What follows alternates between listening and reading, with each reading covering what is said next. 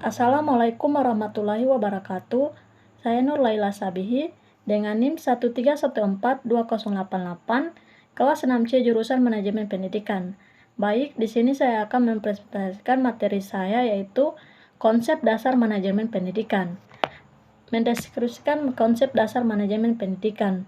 Pengertian pendidikan. Pendidikan adalah kata yang sering sekali kita dengar dalam kehidupan sehari-hari, tapi kadang kita kurang memahami apa yang disebut pendidikan, apa landasan pendidikan itu, dan lain sebagainya. Pengertian manajemen.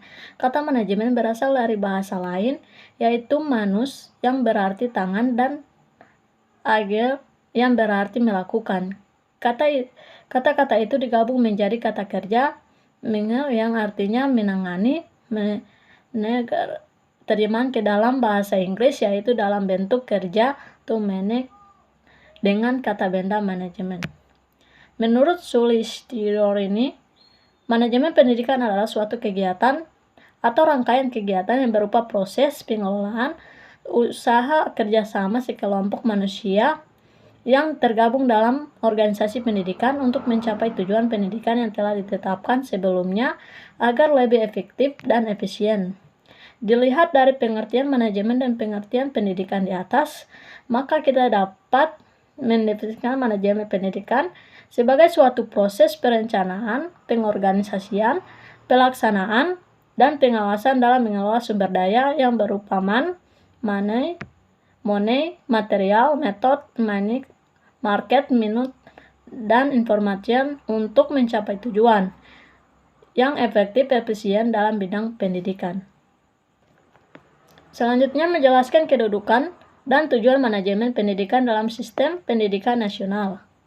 Manajemen pendidikan sangat diperlukan dalam sebuah sistem pendidikan, terutama dalam pembelajaran di kelas. Manajemen pendidikan merupakan bentuk kerjasama antar pihak-pihak pelaksanaan dan penyelenggaraan pendidikan untuk mewujudkan target atau tujuan pendidikan yang telah dirancang sebelumnya. Di dalam pendidikan, manajemen pendidikan ini sebagai proses pengelolaan suatu kegiatan pembelajaran yang mencakup aspek perencanaan, pengorganisasian, pelaksanaan, pengawasan, kepemimpinan, baik secara individu maupun berkelompok, serta memanfaatkan sumber daya yang ada pada diri siswa untuk mencapai tujuan pendidikan secara efektif dan efisien. Oleh karena itu, dengan adanya manajemen pendidikan, suatu pembelajaran akan lebih mudah dipahami, efektif, dan efisien, sehingga manajemen pendidikan memegang kedudukan yang penting dalam sistem pendidikan.